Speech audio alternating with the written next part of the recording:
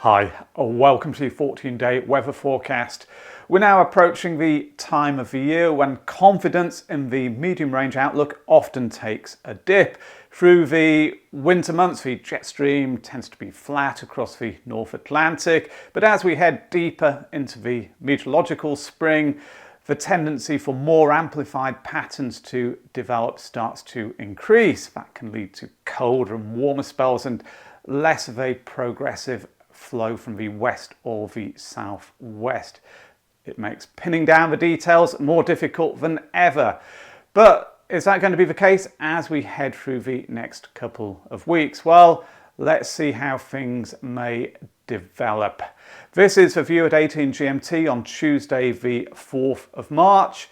A lot of quiet weather around, especially across southern and central regions close to the high pressure, which is centred to the southeast. In the northwest, it is more mixed, though the isobars are more closely packed together, so it's windier. Also, there are outbreaks of rain. As I run the sequence, not much changes in the immediate term, but through Thursday and Friday, pressure begins to drop, and the risk, at least, of showery spells of rain rises. So parts of England and Wales, but especially western areas, I think, could well see some heavy bursts of showery rain. Through the weekend, that continues to be the case, but with winds coming from the southwest, it will probably be mild. We've got this deep area of low pressure centred to the south, and then high pressure to the north starts building and becoming a major influence. By Wednesday, the 12th on this sequence, it's shown centred just to the northwest. Of course, there is cold air moving down its eastern flank, and there's some white shading close to the east coast of Scotland and the far north, indicating the possibility of wintry showers as that colder air moves southwards. But it's an uncertain pattern, quite fickle, this type of setup. A high pressure may sink across the UK, it may not develop like it's been shown, and I'll try and assess the likelihood of different scenarios a little bit later on. But assuming this is correct just for the moment, here's the associated jet stream and 850 HPA temperature sequence, which goes with it. You can see the mottled shaded area is the track of a jet stream. The UK just here, and the yellows, oranges show a very mild air, the much colder air to the north of the jet. As I run it, that high pressure stays in charge for a time, but then the jet starts to buckle, it becomes more fragmented, and some of the blue shading makes its way down across the United Kingdom. It's indicating the colder Arctic air. What does all that mean in terms of conditions down at the ground level? As ever, here are a few forecast charts. I'm using the UKV model from the Met Office for these for the first 5 days at least, because that's as far as it goes ahead. So Wednesday the 5th of March, dry really across most of the UK, sunny spells in southern and central regions, much as has been the case recently. Cloudier in the north, patchy outbreaks of rain in the northwest. Temperatures are trending upwards, double figures in all areas, maybe 13, 14, 15 in southern Britain. Forwards to Thursday, and it's at this point when the risk of showery rain starts to increase, as can be seen on the sequence on the right. So this is stepping through Thursday, some rain in the northwest to begin with, but later showers start breaking out in Wales and Western England. But temperatures are climbing a little bit further, 15 or 16 degrees, double figures even in Scotland and Northern Ireland. Forwards to Friday. Now, there are some heavy bursts of rain across much of England and Wales, at least according to this computer model run. You can see the yellow and orange shading there popping up in the west. And temperatures still mild, although I would expect that cloud and rain maybe to temper them a little bit, particularly in central and eastern England. Not much change in the north, but it could be brighter there at this point. Into the weekend. If anything, it's now even a milder 17 or possibly 18 degrees is not out of the question there in southern Wales or southern England, but it's colder in the north, and also there's still bits and pieces of showery rain in places. That's as far as the UKV model runs. So for the next couple of days, I'm using These charts generated with data from the GFS model, Sunday and Monday. The point to note, I think, here is that it's staying fairly mild across much of the country through these 2 days, although by Monday it's turning a good deal colder in Scotland. You can see some snow being forecast over the Scottish Highlands, temperatures dipping back down into single figures as that Arctic air starts moving down from the north. But the other point to note, I think, where there is a good degree of confidence through the first few days, is the risk of frost will be reducing. Forecast overnight lows from the UKV model Wednesday, so still quite a widespread risk of frost in southern and central regions. It's milder in the north due to the cloud. But then through Thursday and into the weekend, temperatures in the south, the overnight lows are rising. If anything, there's a tendency though for it to become colder in the north. So the chance of frost reducing in southern and central Britain, but perhaps starting to increase later in the north, associated, of course, with that cold air moving southwards. And the Mogreps G temperature plot for London shows things quite clearly.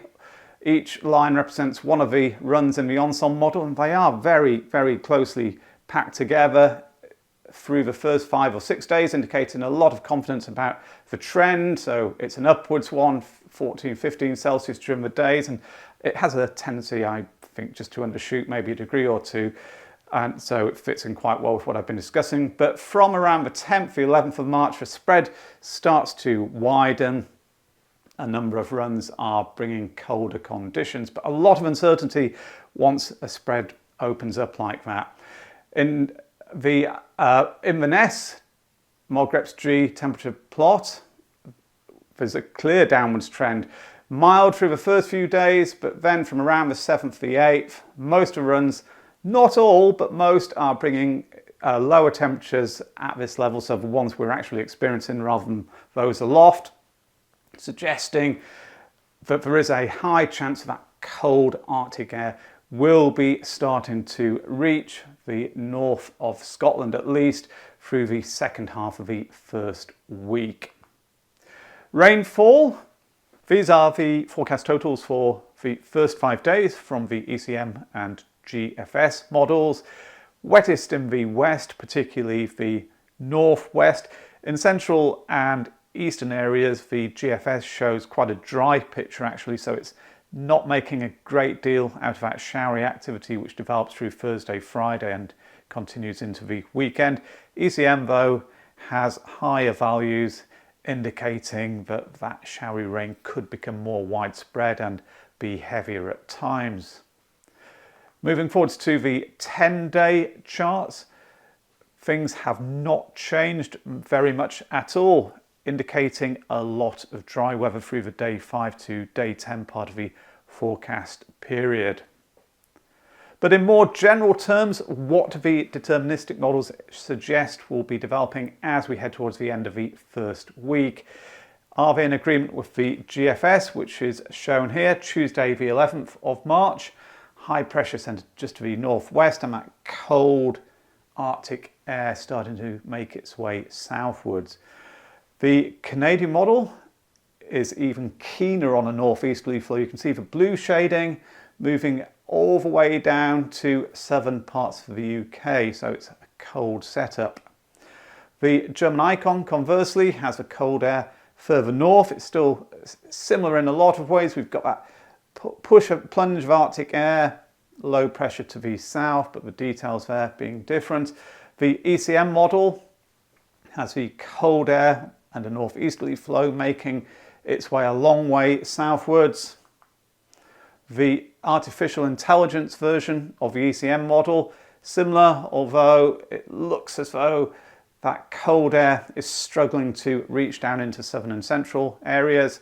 Finally, the UK Met Office global model, high pressure to the north as well, low pressure to the south and an easterly flow, but the cold air is mostly in the northern half of the UK with less cold air aloft, at least in the south. It may be quite chilly with winds coming in from the east despite those milder temperatures over our heads. So taking them all together, I think the general theme is that high pressure will be building somewhere to the north, and there's going to be colder Arctic air making its way in our direction, but much uncertainty about whether or not it's going to be reaching the southern half of the UK, at least by this point.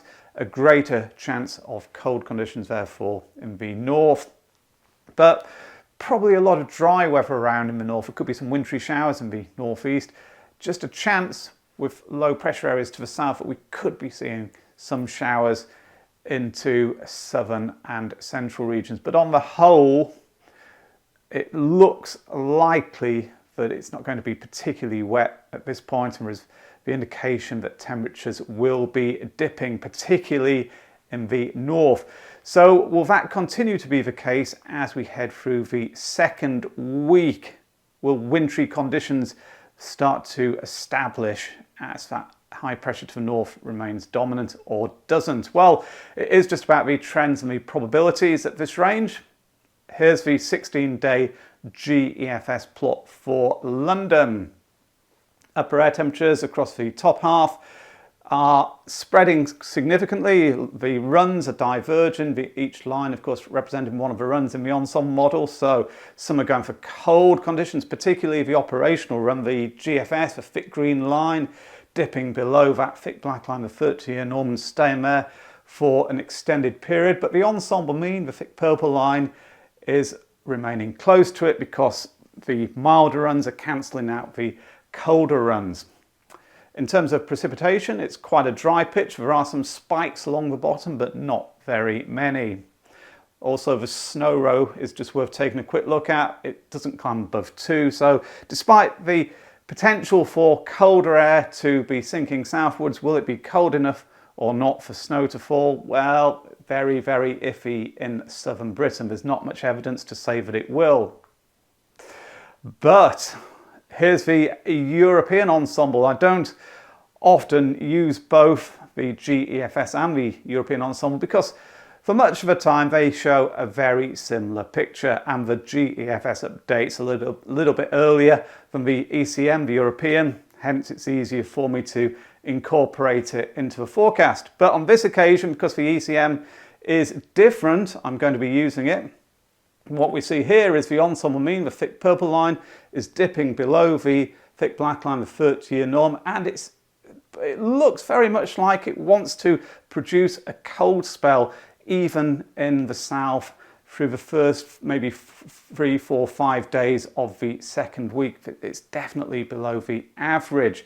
Jumping back though to the GEFS data, the 2-meter temperature data tables here for London, 6 to 10 is being shown by the light green through the days. That's dominating early on through the second week. Later, more yellow starts to appear on the columns again, 11 to 15. So it's indicating it will be turning mild, but it's not looking especially cold, 6 to 10 Celsius.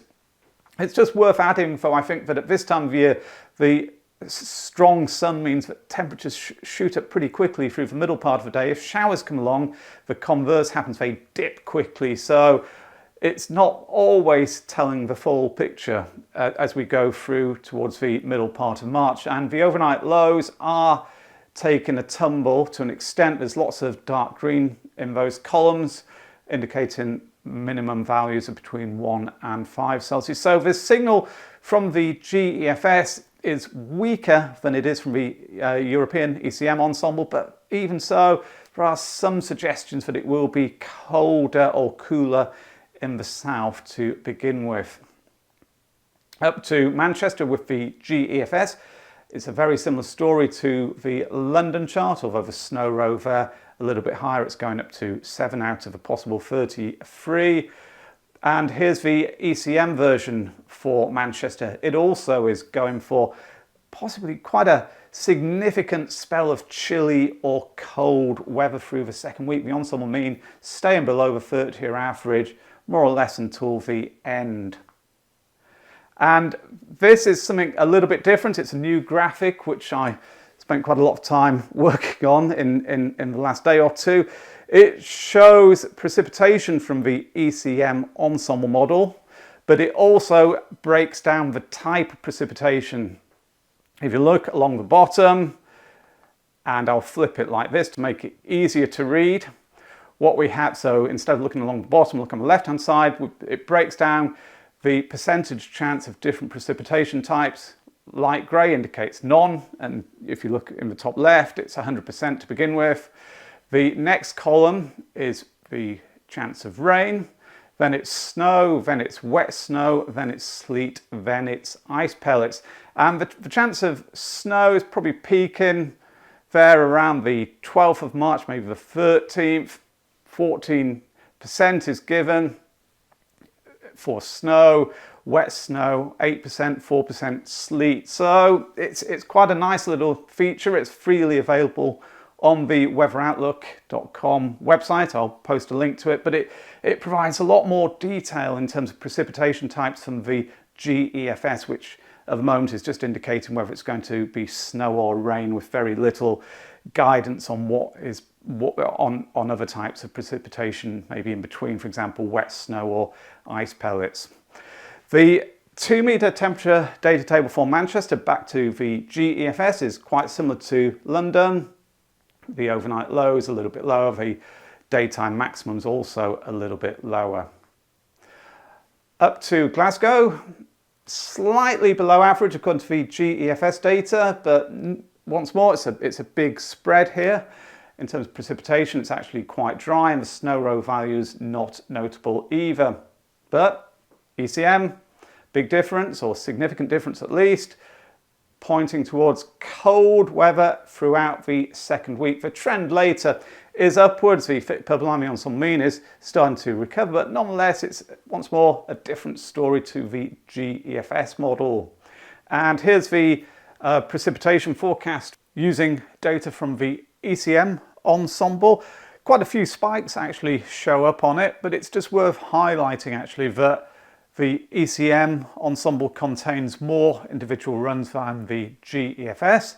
Hence, even if they show a similar percentage split in terms of the different scenarios, there will be more spikes showing on the ECM charts. The actual precipitation types along the bottom there, and now on the left hand side, if I flip the chart by 90 degrees, indicate the maximum chance of snow at any given time step is around 22%. So it's not very high, but it's not insignificant either. But it definitely looks like the ECM model is more supportive of colder weather through the second week across the UK than the GEFS. And here is the GEFS 2-metre temperature data for Glasgow. A significant amount of dark green, those are the 1 to 5 degrees through the day maximums, but lots of light green, and that's what continues to be the majority shading colour through the second week. Some yellow starts to appear. The overnight lows, lots of blue, suggesting 0 Celsius or below it, hence air frosts could well be quite frequent at least through the first half of the second week. Rainfall through the second week, the charts show the percentage chance of 5 millimetres or more falling on the first 3 days, not very high anywhere. Possibly, if you look at the chart on the right, the darker blue shading is in southern Britain, and it could be indicating that a lot of the individual perturbations, the individual runs within the model, have high pressure centred to the north and low pressure to the south.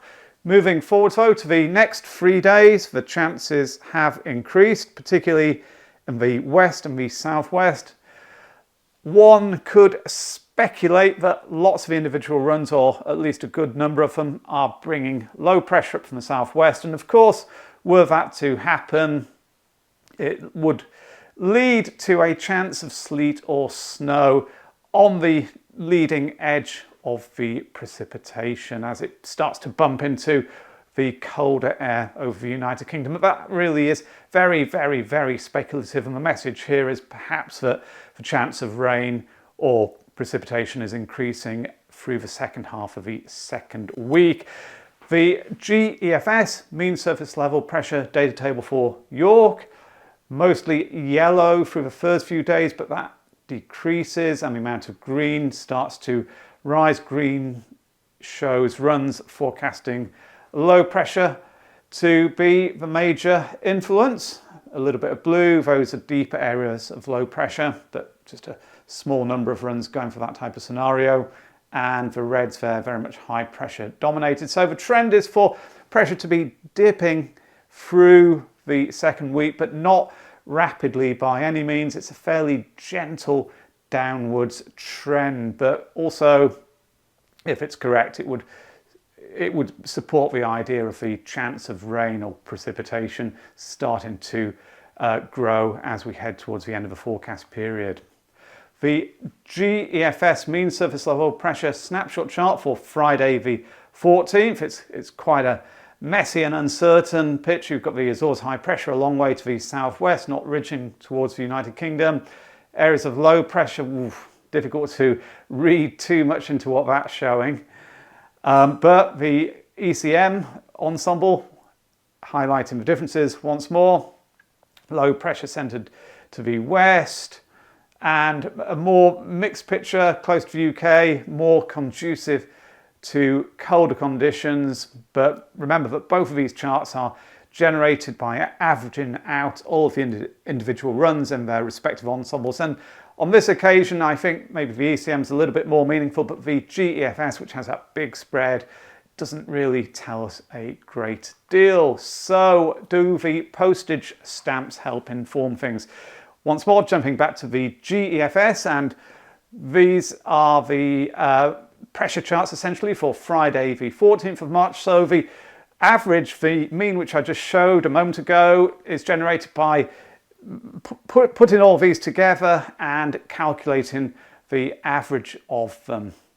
But if we look at them in their individual forms, which is what is being shown here, quite a few have high pressure close to the United Kingdom at this point. So not looking especially wet, but with the high pressure becoming closer to the UK, it would indicate that the cold feeder there would be cut off from the north, but nighttime frosts would still be a risk, and quite a few also are starting to point towards a low pressure becoming more influential. So a growing chance of rain, but not particularly wet. It's a very, very indeterminate picture. So to summarize, or to try and summarize, week 1, patchy rain in the north, but dry in the south at the start of the period. But the risk of showery rain develops in England and Wales, especially in the west, so Wales and Western England.